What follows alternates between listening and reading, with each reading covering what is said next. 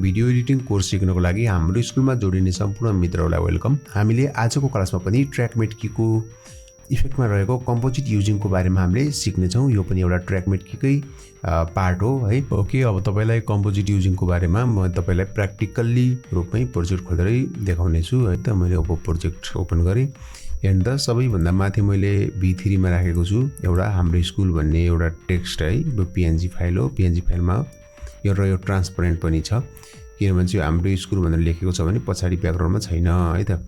अनि अर्को छ भने त हाम्रो V2 मा मैले यो ब्याकग्राउन्ड सिन एउटा राखेको छु, यो ढुङ्गावाला, र V1 मा मैले राखेको छु एउटा ब्याकग्राउन्ड पानीको है, समुद्रको है त।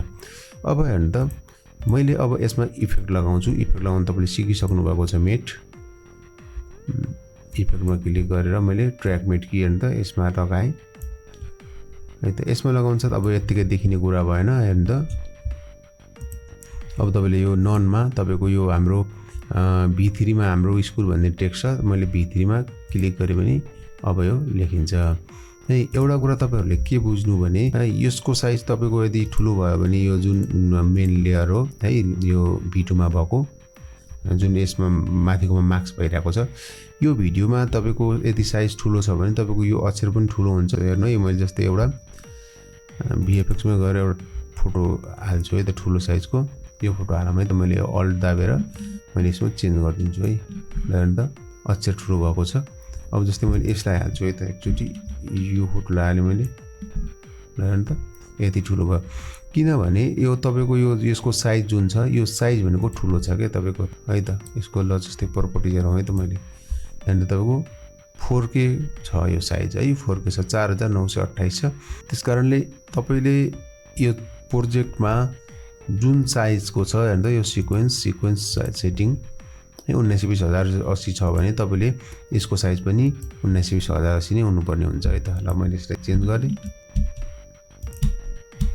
ल यसलाई हालौँ है त, अर्कोलाई हालिदिन्छु म। मैले अलिकति ठुलो गराइदिन्छु, अक्षर देखिएन है। ल यहाँनिर हालिदिन्छु है त। ल हेर्नु त अब हेर्नु त हाम्रो यहाँ कम्पोजिट युजिङ हेर्नु त यहाँ कम्पोजिट युजिङमा तपाईँको मेट भनेको हाम्रो अल्फा छ है। मैले अब लुमामा क्लिक गर्छु हेर्नु त। लुमामा क्लिक गर्दा केही फरक पाउनु भयो? केही पनि फरक पाउनु भएन है।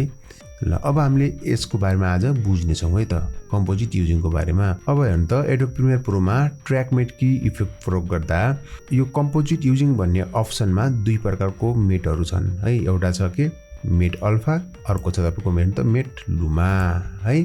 यो मेट अल्फा च्यानल हामीले कति बेला प्रयोग गर्छौँ भने यदि हामीले प्रयोग गरेको मेट लेयर ट्र्याकमेट ट्रान्सपरेन्सी है, अल्फा च्यानल ट्रान्सपरेन्सी भनेको अल्फा च्यानल छ भने हामीले यो मेट अल्फा प्रयोग गर्छौँ है त। जस्तै PNG PSD फाइलहरू वा ट्रान्सपरेन्ट भिडियोहरू अल्फा च्यानल भएका फाइलहरूलाई हामीले यो मेट लेयरको रूपमा प्रयोग गर्दा मेट अल्फा हामीले प्रयोग गर्ने गर्छौँ है त।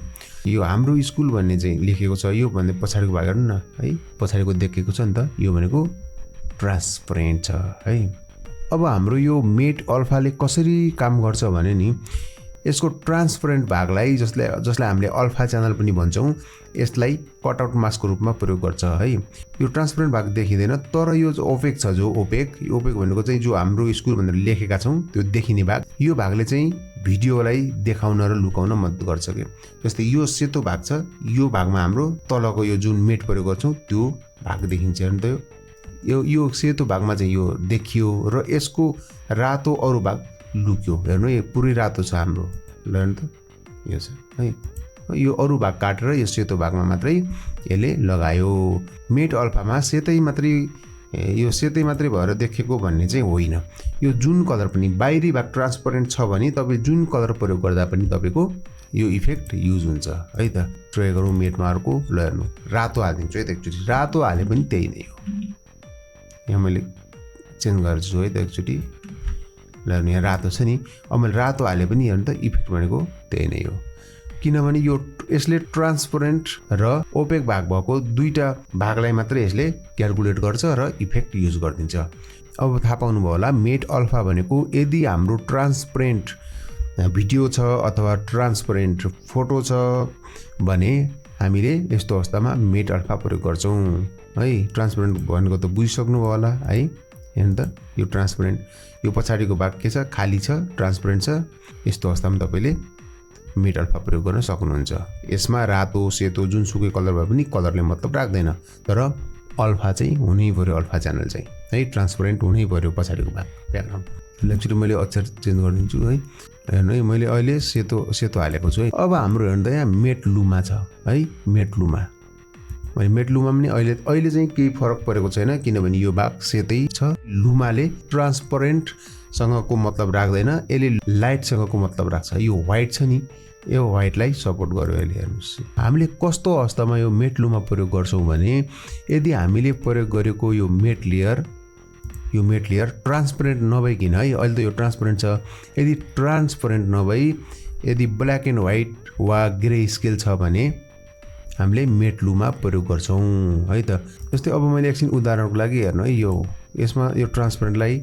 हटाएर मैले यो ब्याकग्राउन्ड सेतो भएको हाल्छु है त यहाँ मैले रिप्लेस गरिदिन्छु ल है हेर्नु त अब यसमा तपाईँको यसले यो मेट अल्फाले काम गरेन हेर्नु त किनभने यसको ब्याकग्राउन्ड सेतो छ हेर्नु त हो र अक्षर कालो छ यो के भयो यो हाम्रो ट्रान्सपरेन्ट भएन नि त हैन पछाडिको भाग ट्रान्सपरेन्ट छैन त्यही भएर ब्याकग्राउन्ड ट्रान्सपरेन्ट नभएको हुनाले हाम्रो यसले मेट अल्फाले काम गरेन हैन त हो यस्तो अवस्थामा हामीले हेर्नु है मेट अल्फाको ठाउँमा अब मेट लुमा क्लिक गरिदिनुस् त ल हेर्नु अब यो भित्र चाहिँ तपाईँको यो रातो भागलाई यो भित्र हाल्नु छ र ब्याकग्राउन्डको रूपमा यसलाई चाहिँ हामीले ब्याकग्राउन्डको रूपमै प्रयोग गर्नु छ भने तपाईँले के गर्नुपर्ने हुन्छ हेर्नु है यहाँ यो तपाईँको रिभर्स गर्नुपर्ने हुन्छ उल्टो गराउनुपर्ने हुन्छ ल हेर्नुहोस् है अब यो रातो हेर्नु है अलिकति यो अक्षर अब मधुरो हुन्छ यो रातो मैले चेन्ज गर्न सक्दैन त मैले यहाँ क्लिक गरेँ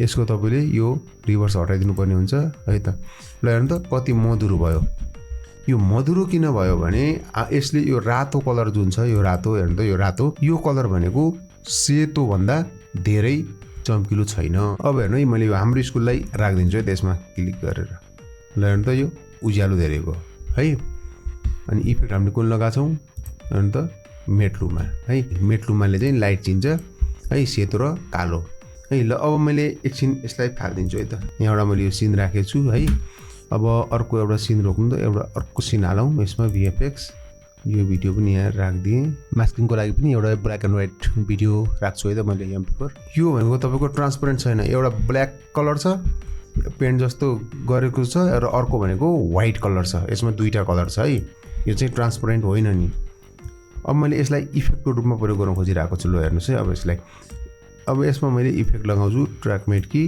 अब मैले यो भिडियोलाई मेन भिडियोलाई क्लिक गरेर भिडियो 3 भनेर गराउँछु ल हेर्नु है त अब केही काम गरौँ केही पनि काम गरेन यसले पुरै हटायो केही पनि देखेन है त अब रिभर्स पनि गरेर हेर्नुहोस् ल के देखियो केही पनि देखेन झन् पुरै ब्ल्याक बनाइदियो है ल मैले हटाएँ अब मैले यसैमा हेर्नु है मेट अल्फाको ठाउँमा मेट लुमा गर्न साथ हेर्नु त के हुन्छ ल हेर्नुहोस् अब इफेक्ट कस्तो इफेक्ट बन्यो हेर्नु त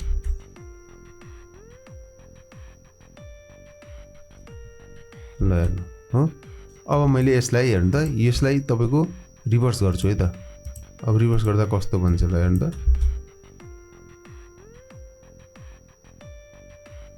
देख्नुभयो अब यसैमा हामीले इफेक्ट खेलाउँ न त है त अब यसलाई हामीले ट्रान्जेक्सन इफेक्ट बनाऊँ है त हेर्नुहोस् यो भिडियोलाई मैले यसरी तल राखिदिन्छु है अब यो रिभर्स भएको कारण यस्तो भएको हो है अब मैले यसको यो रिभर्सको टिक हटाइदिन्छु है र अब हेर्नु त यहाँ सबैमा इफेक्ट लागेको छ किनभने यो सबैमा मलाई इफेक्ट चाहिएको छैन कालो आएको छ त्यही भएर माथिको भिडियो बराबर मैले कट लगाएर यसमा भएको इफेक्ट मैले हटाइदिन्छु है हटाइदिएँ हेर्नु त अब यो देखियो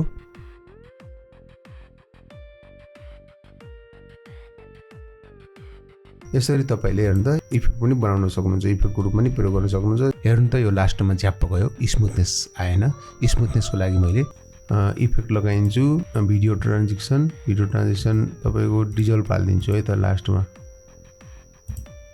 क्रस डिजल्भ यहाँ यसमा हालिदिन्छु है त हेर्नु त ल